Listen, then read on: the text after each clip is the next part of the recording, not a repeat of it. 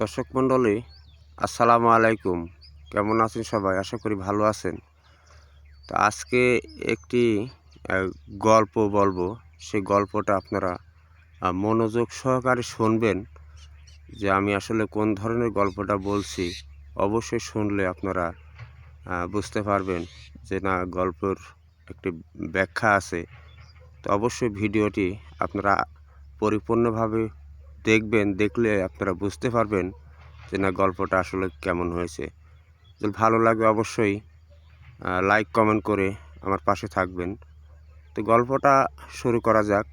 গল্পটা হলো গ্রামে কিছু হাঁস পালন করা হয়। হাঁস গ্রাম্য ভাষায় চই বলা হয়। চই, সে চই কিন্তু ডিম পাড়ে। কিন্তু তারা কিন্তু বাচ্চা ওঠাতে পারে না। কখনো এরা বাচ্চা ওঠাতে পারে না। বাচ্চা ওঠাতে হলে এদেরকে কিন্তু এই ডিমগুলা মুরগির কাছে দিতে হয়। মুরগির কাছে দিলে তারা মোটামুটি ওমে রাখে 1 সপ্তাহ, 2 সপ্তাহ, 1 মাস, 30-32 দিন সময় লাগে আর কি বাচ্চাগুলা হতে। তো যাই হোক, যখন বাচ্চাগুলা হয়ে যায় তখন কিন্তু বাচ্চাগুলা নিয়ে সে এদিক সেদিক খানা দানার জন্যে ঘোরাফেরা করে। যখন 10-15 দিন হয়ে যায় তখন কিন্তু চইগুলা আস্তে আস্তে পুকুরে বা পানিতে নেমে যায়। নেমে যাওয়ার পরে মুরগি কিন্তু পাহারা দিয়ে থাকে, যে কোনো ধরনের যাতে বিপদ না আসে, সেজন্য মুরগি কিন্তু পাহারা দেয়। খেয়াল করে দেখবেন, আপনার চই যখন পানিতে নামে, মুরগি কিন্তু আপনার পুকুরের ধারে বসে থাকে, যাতে ওনার বাচ্চাগুলো যাতে ক্ষতি না করতে পারে কেউ। তো আসলে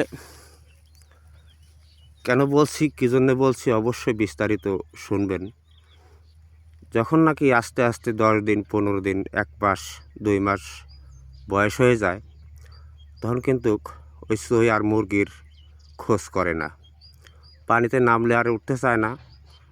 মুরগি 1 দিন, 2 দিন, 5 দিন, 10 দিন দেখতে দেখতে ওই মুরগি কিন্তু আর চইয়ের খোঁজ আর করে না। তখন সে আবার কিন্তু ডিম পাড়ার জন্যে বাতে বসে। ডিম দেওয়ার জন্য আবার সে বাতে বসে। তারপরে চইগুলা যখন আস্তে আস্তে বড় হয়ে যায়, আর কারোর কোনো খোঁজ খবর রাখে না। তো কেন বলছি কথা, আমরা বড় হয়েছি আমাদের বাবা মার আদরে। এমনই আমরা যখন ছোট ছিলাম তখন আমাদের বাবা মা কত সুন্দরভাবে এই মুরগির মতন কোলে পিঠে করে আগলে ধরে রেখেছে।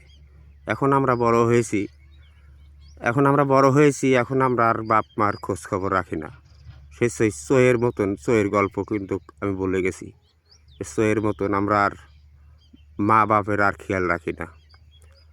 যার বাপ মাও নাই সেই বুঝতে পারে যে বাপ মায়ের কত ব্যথা বেদনা। যেমন আমার নাই, আমি কিন্তু বুঝতে পারছি এখন যে বাবা মা আসলে কী জিনিস। যারা নাই, তবে মৃত্যু একদিন আসবে সবারই। মৃত্যু অবধারিত, সবারই একদিন মরতে হবে। তারপরে বলছি, যাদের বাবা মা বেঁচে আছে, আপনাদের আকুল আবেদন, আপনারা সেই মুরগি যেমন করে লালন পালন করেছে, তেমন কিন্তু আপনাকেও লালন পালন করতেছে বা করেছে। তেমনই চইয়ের মতন আপনারা পরে আর ভুলে যাবেন না। তে আসলেই গল্পটা বললাম, যাদের বাবা মা আছে তারা অবশ্যই বাপ মায়ের দিকে খেয়াল রাখবেন। কখনো এদেরকে ভুলে যাবেন না। যেভাবে পারেন, যেখান থেকে পারেন, বাপ মায়ের দিকে খেয়াল রাখবেন। তো ভিডিওটি কেমন লাগলো অবশ্যই জানাবেন। তা আসলে যার বাপ মাও নাই সেই কিন্তু এই কষ্টটা বুঝতে পারছে। যার আছে সে তো কষ্টটা বুঝতে পারছে না। সে মুরগি যেমন লালন পালন করেছে 1 মাস, 2 মাস, পরে যেমন ভুলে গেল চই, তো তেমনই আপনারাও যাতে ভুলে না যান সেই প্রত্যাশাই করছি।